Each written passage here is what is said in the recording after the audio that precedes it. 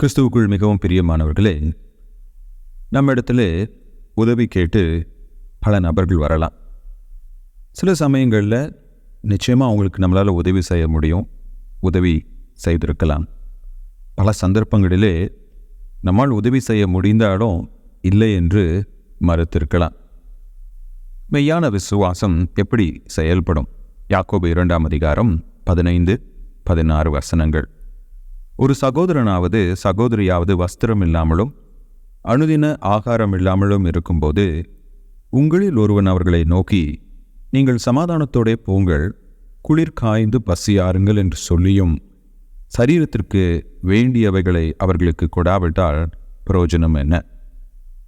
யாக்கோபு விசுவாசமும் வாழ்வும் நம்முடைய செய்கைகளும் எப்படி இருக்க வேண்டும் என்று நமக்கு போதித்து கொண்டிருக்கிறார்.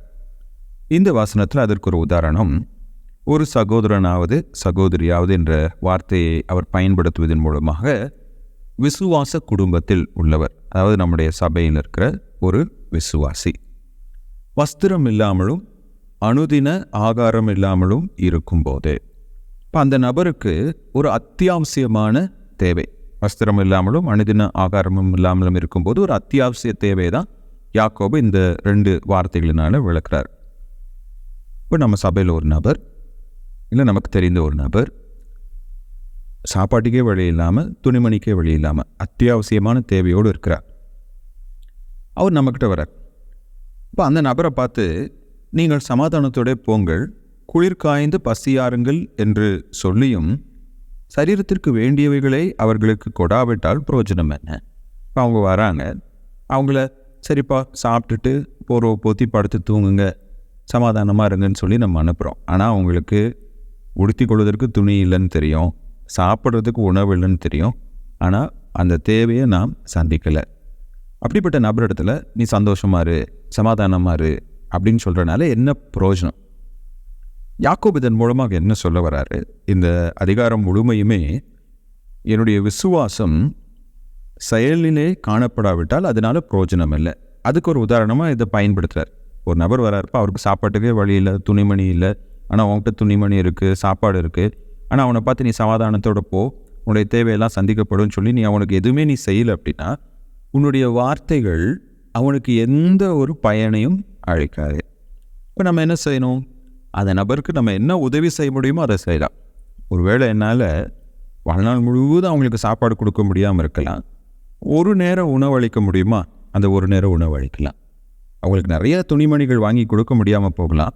எனக்கு 2 சட்டை இருக்குது, நான் ஒரு சட்டையை அவங்களுக்கு கொடுத்து அவங்களுடைய நிர்வாணத்தை போக்க முடியுமோ அதை நான் போக்கலாம்.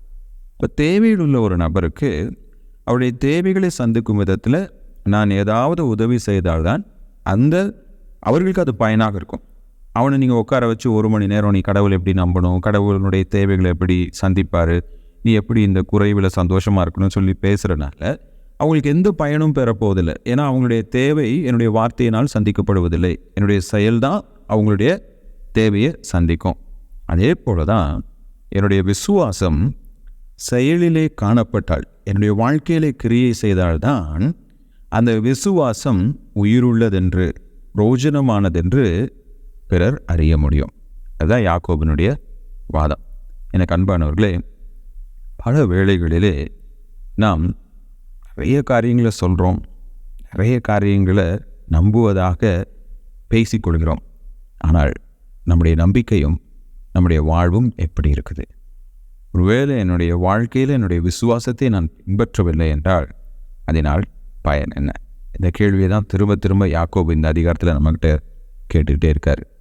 எனவே நாம் ஏழைகளுக்கு நம்மால் இயன்றதை செய்வோம். அதே போல் கிறிஸ்து இயேசுவை நாம் விசுவாசிக்கும் போது அவருடைய வார்த்தைகளின்படி நம்ம என்னெல்லாம் செய்ய முடியுமோ அதெல்லாம் செய்யலாம். கர்த்தர் நம்மோடு இருப்பாராக. ஆமென்.